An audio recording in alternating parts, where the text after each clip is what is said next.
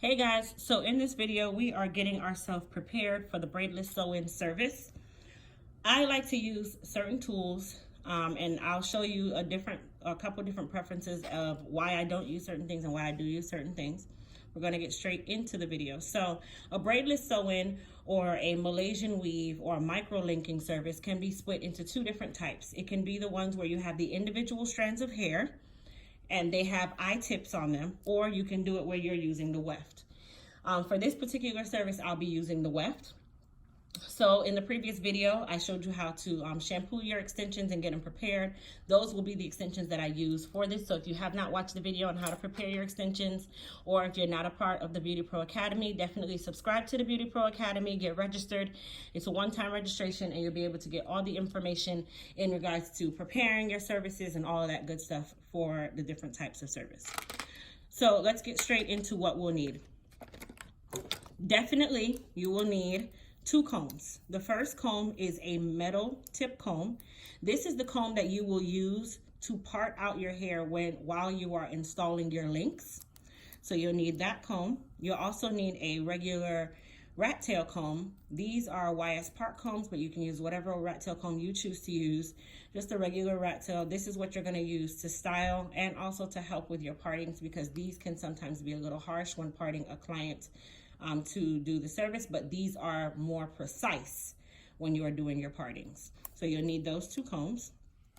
You'll also need an extensions brush. Now this is an extensions brush. An extensions brush has loops like these, okay? A typical brush or a typical vent brush or a typical paddle brush, there's no loops, they're straight. Those particular brushes drag the hair a little too much, and I'm gonna grab one. The exact same company. This is a wet brush. This is also made by the company who makes the wet brush. This is called an extensions brush. A typical paddle brush has little teeth like these, okay? They're straight and they have a little silicone bead at the end.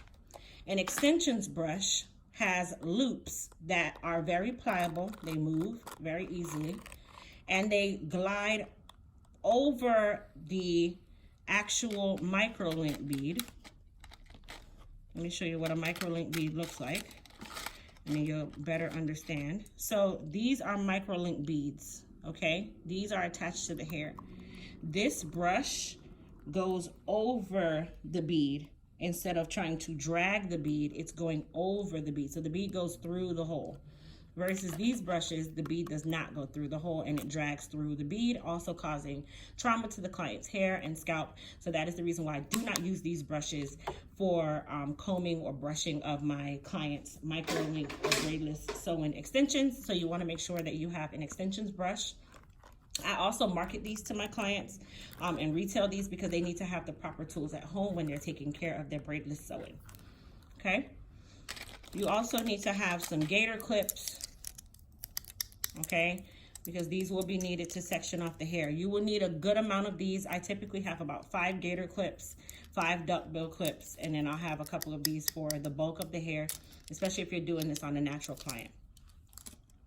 You will need a pair of shears for cutting the wefts. If you're using eye tips, then you do not need shears for the eye tips. They're already pre-prepared, but you will need your shears at the end of the service when it comes on to styling and, you know, making sure that you're blending and all of that good stuff. You'll also need nylon thread. I buy these in the jumbo size. And if you see here, it says jumbo nylon thread. Okay, so jumbo nylon thread. Whatever company you get it from, it doesn't really matter. I get the 130 gram where it looks kind of like fish line. That is typically what I use. I don't like to use cotton thread for the micro linking or braidless sew-in install because it doesn't hold well and they pop very easily. Now, here's the meat and potatoes of the braidless, your pliers. These are two different types of pliers. This is a very cheap version of the pliers that I use. I got these because I could not find these. And when I used these, I hated them. Number one, when you're doing microlinking, you need to have a groove in here that you are able to use when you're removing them And then you also have an area where you can use to cut. These do not have that. These are just very typical needle nose pliers that were bent, and then they marketed them as microlinking or Malaysian weaving or whatever you want to call them tools. Horrible, horrible, horrible. I would never buy these. These are not the right ones, so do not get these kind. This is the best pliers to have, okay?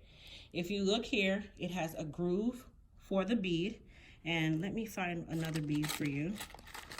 It has a groove for the bead, and what happens is when you have a microlink, when you're installing the link, this pliers is squeezing the link together like such, okay? So it's now closed. When it's time for you to remove it, you now have to put this same bead that's in your client's hair in between this little hole, if I can get it in here. There we go. And at which point you are now opening the hole so that it can come off of the client's hair. So when it's opened, you need to have that area where you are able to open them. Then you also have the area where you are able to cut your eye tips if needed, if you need to cut a microlink because it's protruding or something. These are the best pliers to have. Very inexpensive. You can get these on Amazon. Honestly, you can get a whole kit with this and all the other tools that is needed for a couple dollars. Well, definitely I'll put a link in the description area for you to be able to get these pliers and the other tools that are needed. So these are the pliers that you will need. And you want to make sure that you have the ones that have the groove, and they also have the area for cutting.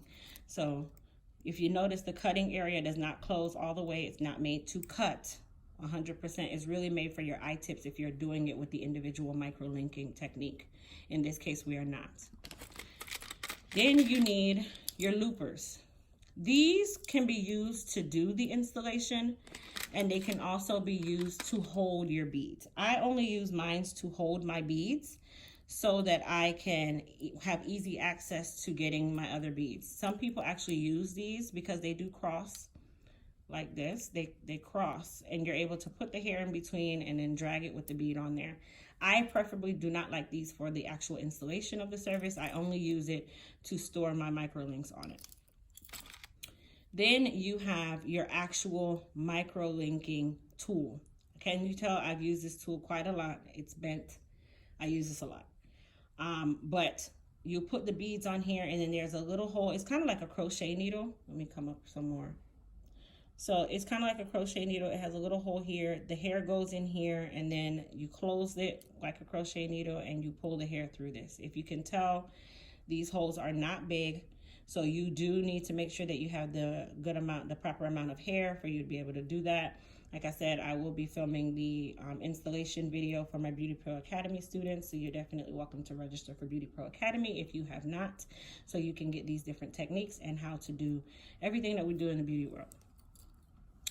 Now, I have a bowl full of needles, because for the braidless that I do for this particular service, I am using weft hair, and I'm attaching them to the microlinks. So you will need needles. I do not use straight needles. I just have this in here just in case. I only use curved needles, okay? Curved needles, just like that. The typical extension needles. I use those, and they need to be sharp, but not too sharp where you'll poke your client, okay? So you do need, if you notice, I have a bowl full of these. Now, your microlink beads.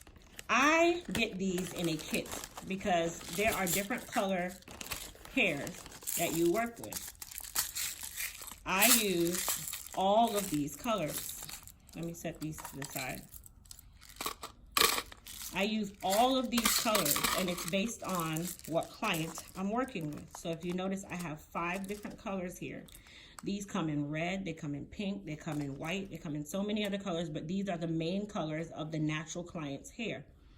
So I have it in dark brown, black, light brown, lighter brown, and blonde. Of course, if you have a client who's platinum and you want to make sure that your beads matches your client's hair, I will ensure to put a link under the description box for you to be able to get these tools that are needed for this service. This actual kit right here was only a couple dollars, and it came with all 5 packs of the different colors that I need. And for today's service, I'm actually going to be using dark brown. You want to match this with the color of the client's hair, but you also want to make sure that you're matching it with whatever color you're using of the new hair that you're installing. So you want to kind of be in between the two to make sure that everything blends and it doesn't stand out. I'm not going to use blonde micro beads on a client that I'm installing dark brown hair. So I'm going to be using dark brown today. All right, guys. So I hope this video was of some substance for you. I hope you wrote down everything that you needed. Of course, if you aren't a part of the Beauty Pro Academy, please do so and register today. The link is down in the description. If you are a part of the Beauty Pro Academy, don't worry. We have the next video coming, which will be all about installation. And be sure to check out my other video on how to get your extensions prepared for the microlinking service. And I will talk to you guys later. Oh, also, if you could hit the like button and subscribe to my channel, I would greatly appreciate it. Thanks, you guys. Have a good one.